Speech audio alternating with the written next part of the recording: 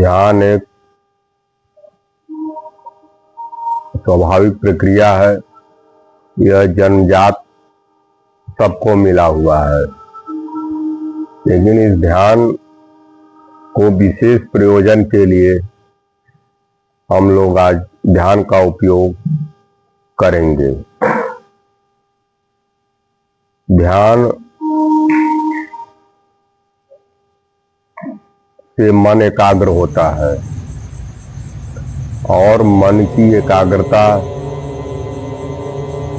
से ही बुद्धि एक निश्चित ज्ञान पे पहुंचता है। तो आइए हम लोग साक्षी की स्थिति में साक्षी चैतन्यता या चेतनता का कोई इसको दिशा ध्यान देता है। ध्यान से ही हमारी चैतन्यता को दिशा मिलता है, और जब साक्षी रहते हैं तो इसकी बोधगम्यता हमारे बुद्धि के माध्यम से हमको पता चलता है। तो आइए हम लोग साक्षी की स्थिति में आते हैं।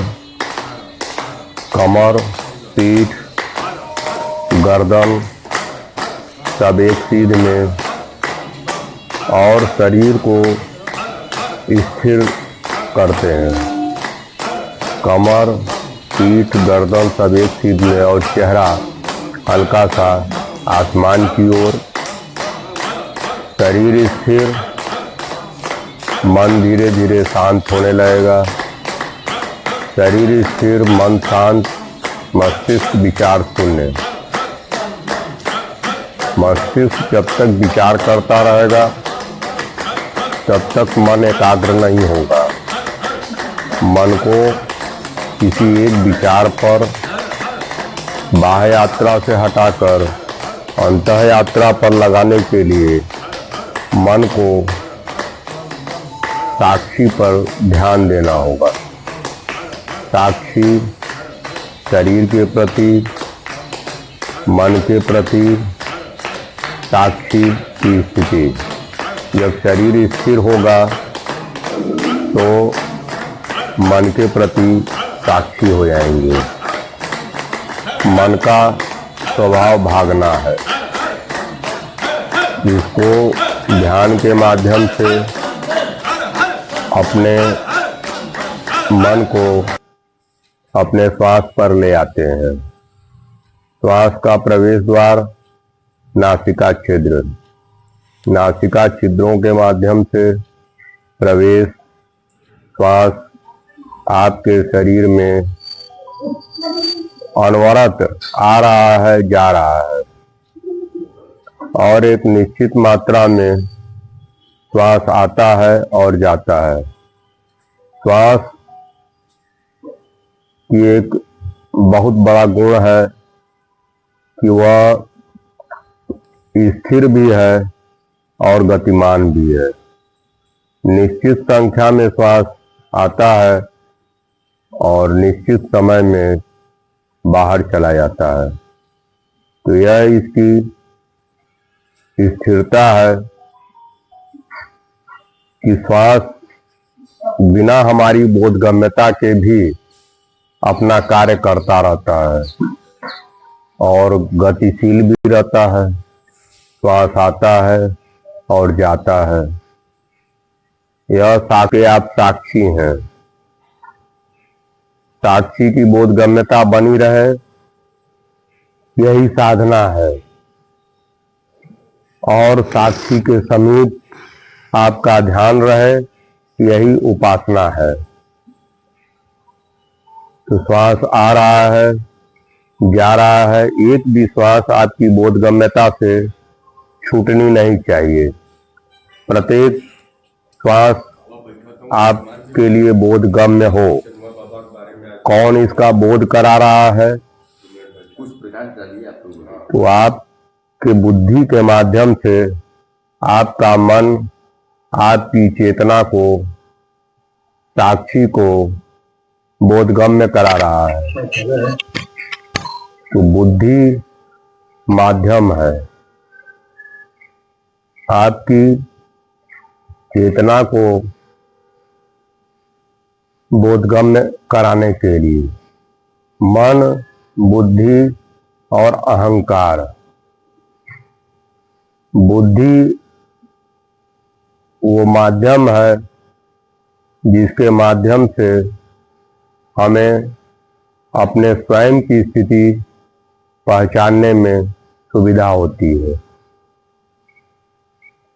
मन जब श्वास पर लग जाता है तो यह ज्ञान की बोधगम्यता और मन, बुद्धि, अहंकार का स्पष्टीकरण बोधगम्य तरीके से होने लगता है। तो अपने ध्यान को अपने श्वास पर लगाए रहिए। आते जाते श्वास को देखिए। अब अपने ध्यान को नाभि स्थल पर ले आते हैं। श्वास की थोड़े हलचल से श्वास बोधगम्य होगा। आपकी बुद्धि अधिक तीव्र तरीके से श्वास के गुणात्मक पहलू को पहचानेगा। आपका ध्यान आपके नाभि पर, और अब आते जाते श्वास को धीरे करते हुए उसको रोकिए। श्वास आया तो रोके, श्वास बाहर निकला तो रोके।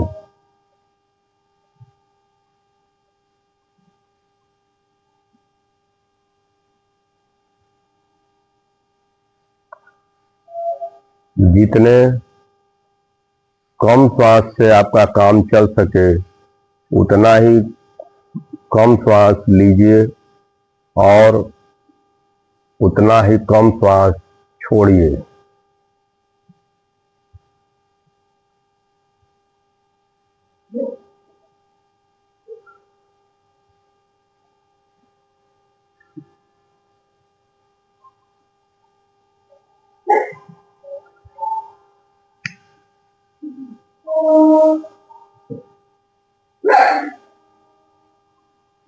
अब दोनों हाथ को अपने सर पर ले लीजिए।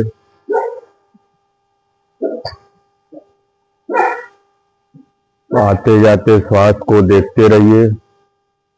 ध्यान नाभि पर। जैसे ही मैं बोलता हूं कि ध्यान नाभि पर, तो मन भी आपका वहीं आ जाता है और आपकी बुद्धि आपके मन को सूचना दे देता है कि ध्यान नाभि पर है। और अहंकार, जिसके कारण कि मैं ध्यान कर रहा हूं, ये जो मैं है यह अहंकार की ओर बढ़ जाता। अहंकार का सबसे सूक्ष्म रूप मैं है। लेकिन यदि मैं नहीं होगा तो फिर आपका अस्तित्व, आप किसी ज्ञान से भी अनभिज्ञ हो जाएंगे। जब मैं एकदम चेतना में मिल जाता है तब भी बोधगम्यता बना रहता है, और एक स्थिति ऐसी आती है कि जब मैं, अहंकार, मन, बुद्धि सब साक्षी में विलीन हो जाते हैं।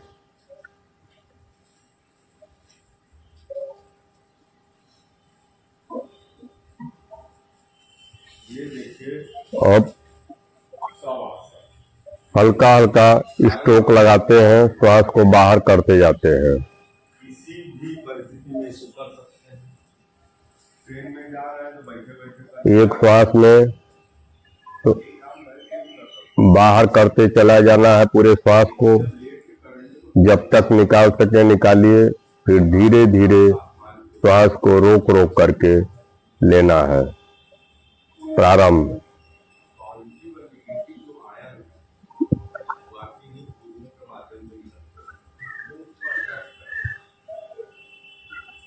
आसमानी ऊर्जा को अट्रैक्ट करें, ऐसा आप खुदा मानकर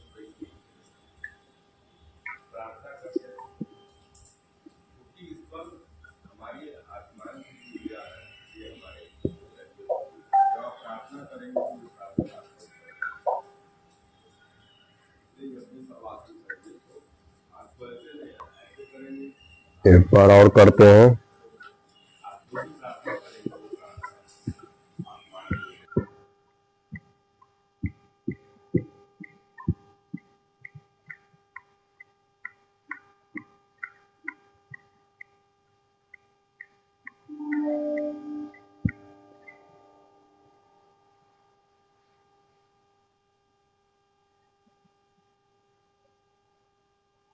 अब गहरी सांस लीजिए,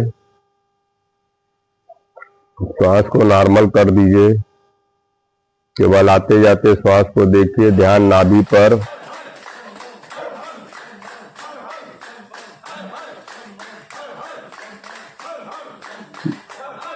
श्वास पर ध्यान देने से आपकी सभी समस्याओं का हल आपकी अंतरात्मा से निकल कर चला आएगा। तो सभी समस्याओं का हल आपको श्वास के माध्यम से मिल जाएगा। यदि कोई उलझन हो आपको, तो आप अपने श्वास पर ध्यान को केंद्रित करिए और फिर उसका आंसर आपको स्वयं से मिलना शुरू हो जाएगा। अब पूरे हाथ को नीचे की ओर दबाइए, पूरे शरीर को ऊपर की ओर उठाइए।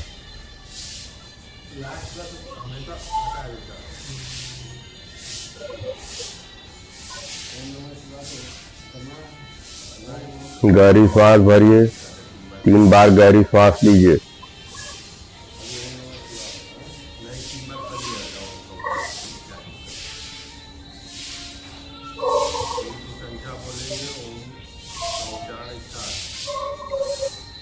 पूरे शरीर में तनाव दीजिए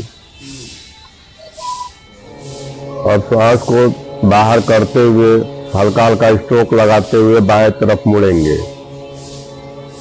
ध्यान रहे पूरा शरीर नहीं झुकाना है, केवल रीढ़ की हड्डी और गर्दन तक जितना झुका सकते हैं बाईं ओर ले जाइए। श्वास को बाहर करते जाइए।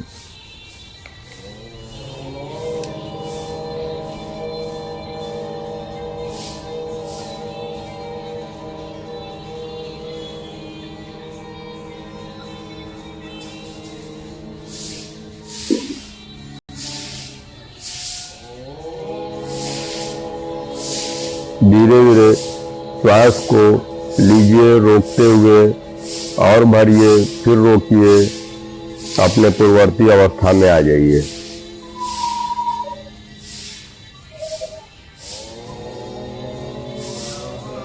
अब यही प्रक्रिया दाहिनी तरफ करेंगे। श्वास को बाहर करते हुए चले जाइए।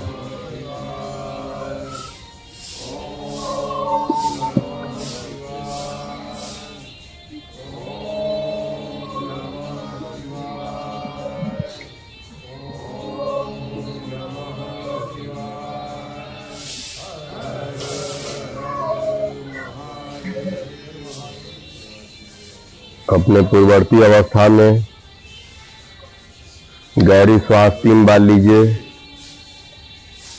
मस्तिष्क विचार शून्य रखिए, मन शांत, और जैसे ही आप रोकते हैं श्वास को, वैसे ही मन आपका आपके अंतःकरण के पास आ जाएगा, आपके शरीर में अंतर यात्रा के लिए तैयार हो जाएगा। चलिए आगे ये झुकते हैं, श्वास को बाहर करते हुए।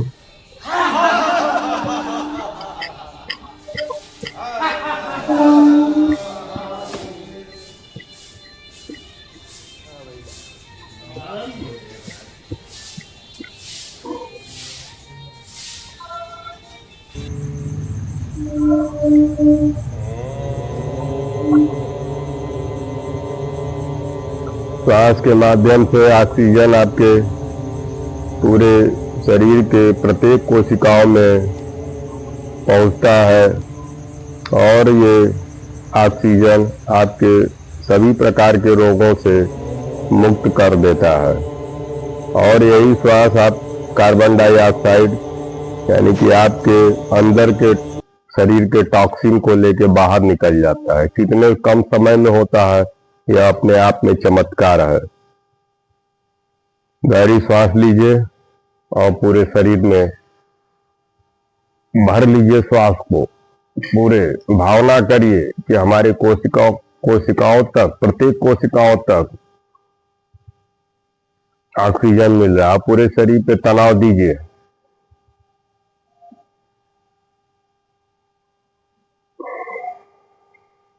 श्वास भरिए, रोके रहिए, फिर छोड़िए। जब रोकिए तब तनाव दीजिए पूरे शरीर में। अब धीरे से बाएं करवट देते हुए उठ के बैठ गए।